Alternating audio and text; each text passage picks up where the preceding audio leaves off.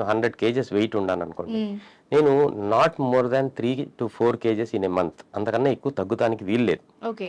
So ఆ 3 to 4% of your existing body weight మాత్రమే target 1 month లో. అంతకన్నా ఎక్కువ తగ్గితే ర్యాపిడ్ వెయిట్ లాస్, మీరు చెప్పింది దానికన్నా ఎక్కువ తగ్గితే దాన్నే ర్యాపిడ్ వెయిట్ లాస్ అంటాం.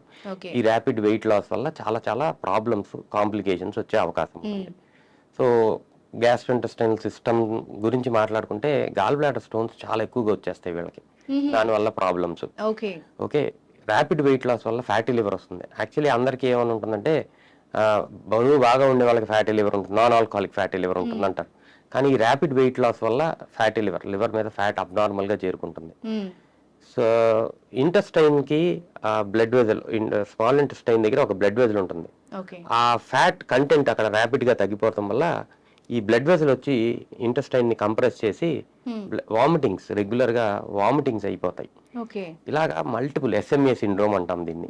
ఇలాగా మల్టిపుల్ గ్యాస్ట్రోఇంటెస్టైనల్ ప్రాబ్లమ్స్, కిడ్నీకి మల్టిపుల్ ప్రాబ్లమ్స్ ఇలా వచ్చే అవకాశం ర్యాపిడ్ వెయిట్ లాస్ వల్ల ఉంటుంది. ఓకే. ఇది నాట్ ఎట్ ఆల్ సజెస్టెడ్.